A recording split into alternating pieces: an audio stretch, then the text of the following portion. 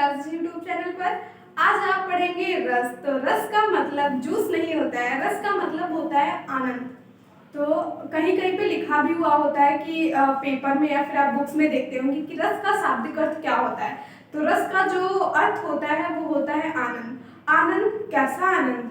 आनंद तो हमें बहुत सारी चीजों से मिलता है। जैसे कोई कॉमेडी देख रहे होते हैं, कितना मजा आता है, हा हा करके देखते हैं ना। तो इसी प्रकार से जब हम किसी कविता या फिर किसी काव्य को देखते हैं, किसी नाटक को हम देखते हैं, किसी कविता को पढ़ते हैं या फिर सुनते हैं, तो उससे जिस आनंद की प्राप्ति हमें होती है उसी को हम क्या कहते हैं? रस। ठीक है, यहाँ पर भी एक बार देख लीजिए। हम पढ़ेंगे क्या? स्टार्टिंग से देखते हैं। रस पढ़ेंगे। रस का शाब्दिक अर्थ होता है आनंद। ठीक है, क्या होता है? आनंद। भूलना नहीं है बिल्कुल भी। काव्य को पढ़ते या सुनते समय, क्या लिखा है? पढ़ते या सुनते, या फिर कोई नाटक हम अगर देख रहे हैं, है ना, तो सुनते या देखते समय जिस आनंद की अनुभूति होती है उसे रस कहते हैं। ठीक है, इतनी बात हो गई कंप्लीट। मतलब जब हम कुछ देखते हैं या सुनते हैं तो उससे जिस आनंद की प्राप्ति हमें होती है या फिर जो आनंद हमें आता है हमारे मन में, उसी को हम कहते हैं रस। आगे देखिए, लिखा है रस को काव्य की आत्मा कहा जाता है। रस को काव्य की आत्मा कहा जाता है। ये क्वेश्चन पूछा भी जाता है एग्जाम्स में कि काव्य की जो आत्मा है वो किसको माना जाता है या फिर कहा जाता है। ठीक है, तो आपको याद रखना है कि रस को ही काव्य की आत्मा या प्राण कहा जाता है। ठीक है, आगे देखिए यहाँ पर भरत मुनि के अनुसार रसों की संख्या। अब हम यहाँ पर बात कर रहे हैं रसों के प्रकार की। ठीक है, पहले तो बात करें रस का शाब्दिक अर्थ, उसके बाद रस की परिभाषा, फिर रस को काव्य की आत्मा माना जाता है। अब हम बात कर रहे हैं रस के प्रकार की। तो भरत मुनि के अनुसार, भरत मुनि ने अपने नाट्य शास्त्र में जो रसों की संख्या है उसको 8 बताया है। तो यहाँ पर देखिए, भरत मुनि के अनुसार रसों की संख्या 8 है। कितनी है? तो 8 है। इन्होंने शांत रस को रस नहीं माना। इन्होंने रस बताए नाट्य शास्त्र के अनुसार, जो रसों की संख्या है वो 8 है, तो उसमें इन्होंने शांत रस को शामिल नहीं किया। इन्होंने बताया कि जो शांत रस है वो रस नहीं है, तो शांत रस को इन्होंने रस नहीं माना। अगली लाइन क्या कह रही है? अगली लाइन कह रही है रसों की संख्या 9 है। देखिए, ज्यादातर स्टूडेंट्स को क्या होता है, रस में उनको रस लगता तो आसान है पढ़ने में, लेकिन क्या होता है जब पहले से ही वो स्टार्ट करते हैं तो उनको कंफ्यूजन हो जाता है। कैसे हो जाता है कि इसमें संख्या जो है वो बदलती रहती है, इस वजह से हम जो है कंफ्यूज हो जाते हैं कि हम क्या पढ़ें और क्या सही है। देखिए, अभी यहाँ पर देखा कि 8।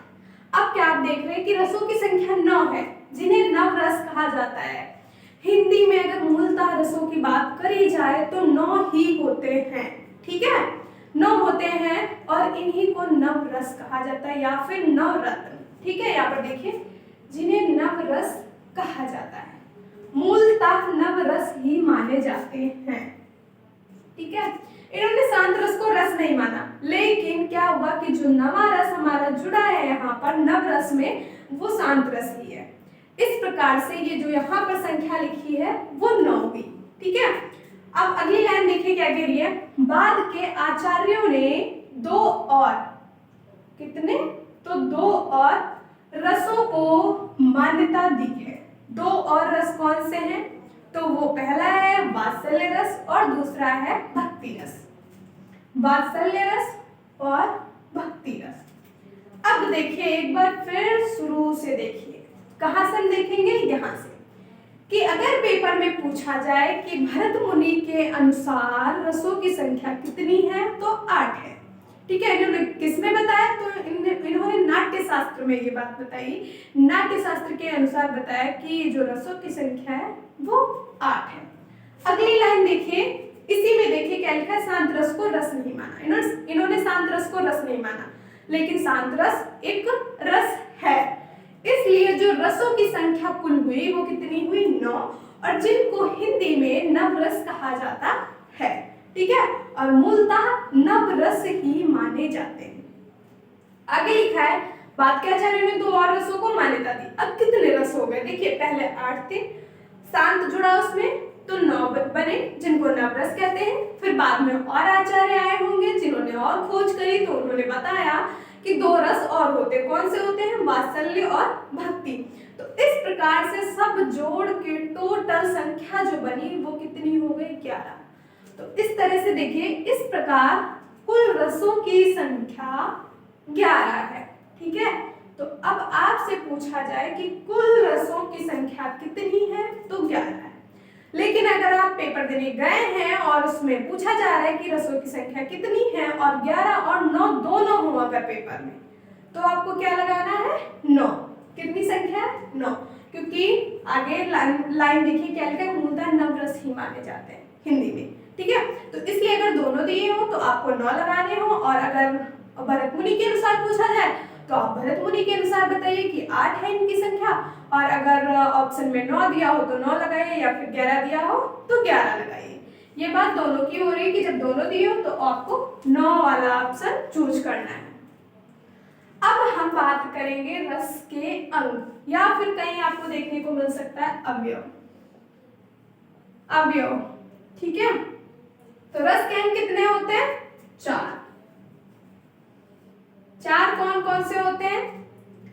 यहाँ पर देखिए मैंने आपको रसों की संख्या बताई है। ये जो संख्या है रस की, ये भी मैं आपको रस पूरे बताऊंगी आगे लिख के। यहाँ पर देखिए पहला अंग कौन सा है? स्थायी भाव, दूसरा विभाव, तीसरा अनुभाव, और नंबर 4 पे बात आती है संचारी भाव की। तो इस तरह से रस के जो टोटल अंग हैं, कुल अंग हैं, वो 4 हैं।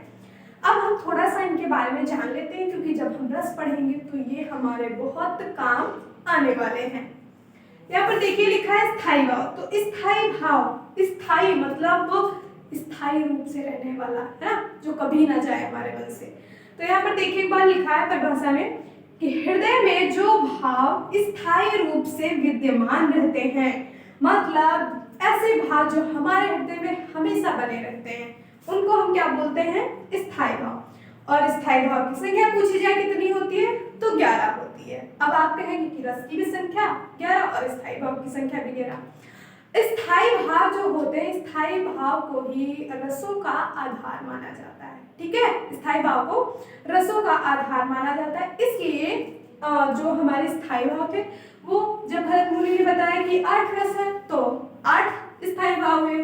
बाद में हिंदी में कितने नवरस बताए गए, मतलब नवरस या फिर नवरत्न जिन्हें बोलते हैं, तो 9 हो गए हमारे स्थायी भाव। लेकिन बाद के आचार्य ने 2 और रस बढ़ा दिए, तो इस प्रकार से 2 और स्थायी भाव बढ़ गए। ठीक है, एक रस में एक स्थायी भाव रहता है, इसलिए जितनी रसों की संख्या उतनी ही स्थायी भाव की संख्या। तो कुल जो स्थायी भाव की संख्या है वो कितनी है? 11 है। कभी कभी डायरेक्ट संख्या पूछ ली जाती है, इसलिए आपको याद रखना है। रस के अंग अगर पूछे जाए कितने होते हैं? तो 4 होते हैं, और कुल रसों की बात करी जाए तो 11 होते हैं। ठीक है, स्थायी भाव कितने होते हैं? तो 11 होते हैं। अब हम बात करेंगे विभाव की। ठीक है, तो विभाव जो है, विभाव को हम 2 पार्ट में करके पढ़ते हैं। कैसे? पहला आलंबन और दूसरा उद्दीपन। आलंबन हम किसे कहते हैं? जिसका सहारा पाकर स्थायी भाव जागृत होते हैं, ठीक है, या उत्पन्न होते हैं। जिसका सहारा पाकर स्थायी भाव जागृत होते हैं उसे हम कहते हैं आलंबन। और उद्दीपन हम किसे कहते हैं? जिस स्थिति, परिस्थिति या वस्तु के कारण मन में भाव उत्पन्न हो। लेकिन इसको पढ़ने से पहले एक बार हम इसको पढ़ लेते हैं। आलंबन को भी 2 भागों में बांट दिया जाता है। एक तो आश्रयालंबन, दूसरा हो जाता है विषयालंबन। ठीक है, आश्रयालंबन का मतलब होता है आश्रय पाकर। तो देखिए यहाँ पर लिखा है जिसके हृदय में भाव उत्पन्न हो, मतलब जिसके हृदय में भाव जागृत हो रहा है, उत्पन्न हो रहा, उसको हम बोलेंगे आश्रयालंबन। ठीक है, जैसे यहाँ पर देखिए लिखा है राम के मन में सीता के प्रति रति का भाव जागता है तो राम आश्रय होंगे। ठीक है, क्या लिखा है? मन में, राम के मन में सीता के प्रति रति का भाव जागता है। तो किसके मन में भाव जग रहा है? राम के मन में भाव जग रहा है, और परिभाषा में भी यही बात कही जा रही है कि जिसके हृदय में भाव उत्पन्न हो रहा है, तो जो भाव जग रहा है वो तो राम के मन में जग रहा है, तो राम ही हो जाएंगे क्या, आश्रय इस वाक्य में। ठीक है, आगे देखिए लिखा है विषयालंबन, इसी का दूसरा भेद है आलंबन का, विषयालंबन। विषयालंबन पढ़ के आपको पता लग रहा होगा कि जिसके कारण या फिर प्रति, मतलब जिसके विषय में हो, जिसके विषय के बारे में भाव उत्पन्न हो। यहाँ पर देखिए जिसके कारण या प्रति मन में भाव उत्पन्न हो, किसी के कारण भी हो सकता है या किसी के प्रति कोई भाव हमारे अंदर जग रहा है, तो उसको हम बोलेंगे विषयालंबन, क्योंकि वो विषय हुआ ना जिसके बारे में भाव जग रहा है। तो यहाँ पर आगे देख लीजिए, जैसे ये उदाहरण आपको देखने दें क्योंकि उदाहरण से आपको आसानी से ये बातें समझ में आ जाएंगी। यहाँ पर देखिए लिखा है राम के मन में सीता के प्रति रति का भाव जागता है। बात दोनों पॉइंट्स में एक ही लिखी है, उसमें भी वही उदाहरण है, उसमें भी वही उदाहरण है, लेकिन बात क्या कही जा रही है ये चीज देखिए कि इसमें था जिसके हृदय में भाव उत्पन्न हो रहा, भाव तो उत्पन्न हो रहा है राम के मन में, लेकिन किसके प्रति हो रहा है, तो सीता के प्रति हो रहा है ना। तो पहले में तो था आश्रयालंबन, तो इसलिए आश्रयालंबन में भाव जग रहा है, जिसके हृदय में उत्पन्न होता वो तो थे राम, तो राम ही हो गया आश्रयालंबन। और दूसरे पॉइंट में कह रहा है विषयालंबन, तो विषयालंबन का मतलब होता है जिसके कारण या प्रति मन में भाव जागृत हो, तो किसके प्रति हो रहा है, सीता के प्रति, तो सीता ही हो जाएंगे इसमें विषयालंबन। ठीक है, सीता विषय है, तो मतलब अगर पूछा जाए कोई आपको दिया हो उदाहरण, उसमें पूछा जा रहा हो कि इसमें विषयालंबन क्या होगा, तो आपको पढ़ के समझ के देख के बताना है कि किसके प्रति इसमें भाव उत्पन्न हो रहा है। ठीक है, ये बात तो बहुत हो गई आलंबन की। अब हम बात करेंगे उद्दीपन की। उद्दीपन में क्या लिखा है, जिस स्थिति परिस्थिति या वस्तु के कारण मन में भाव उत्पन्न हो। देखिए यहाँ पर तो बात हो रही थी सजीव की, मतलब इंसान की बात हो रही थी, किसी के प्रति भाव उत्पन्न होगा, लेकिन यहाँ पर बात कर दी गई वस्तु की, मतलब निर्जीव। ठीक है, तो यहाँ पर सजीव की बात हो रही है, यहाँ पर निर्जीव की। जिस स्थिति परिस्थिति या वस्तु के कारण मन में भाव उत्पन्न हो, कोई स्थिति भी हो सकती है, कोई परिस्थिति भी हो सकती है, कोई कारण भी हो सकता है कि किस कारण से कारण वस्तु के कारण, कि किस वस्तु के कारण हमारे मन में भाव उत्पन्न हो रहा है, उसको हम बोलेंगे उद्दीपन। अब हम बात करेंगे नेक्स्ट अनुभाव नंबर 3 पे।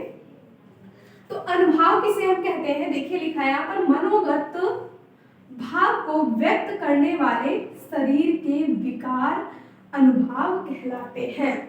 अब आप कह रहे होंगे कि क्या लिखा है यहाँ पर, इतना ऐसे इन शब्दों में ये क्या लिखा है, मुझे तो कुछ समझ में नहीं आ रहा, लेकिन ये बहुत ही आसान लाइन है।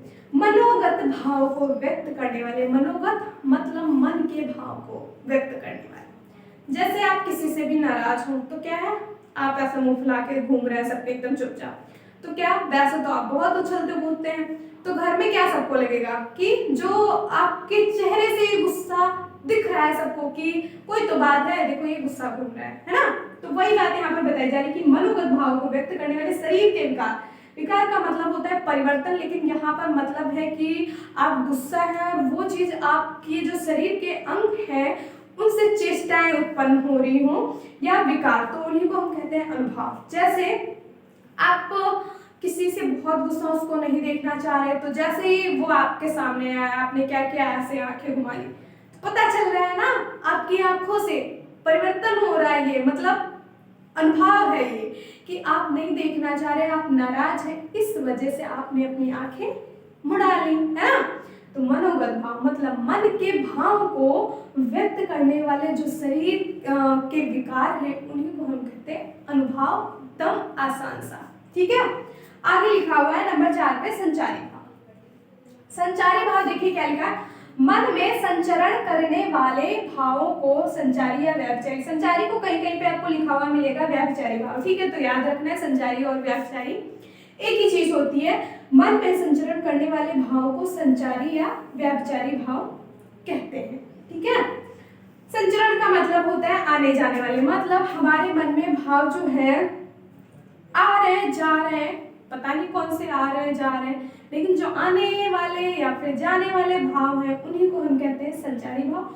और इनकी जो संख्या है वो 33 होती है। कितनी होती है? 33।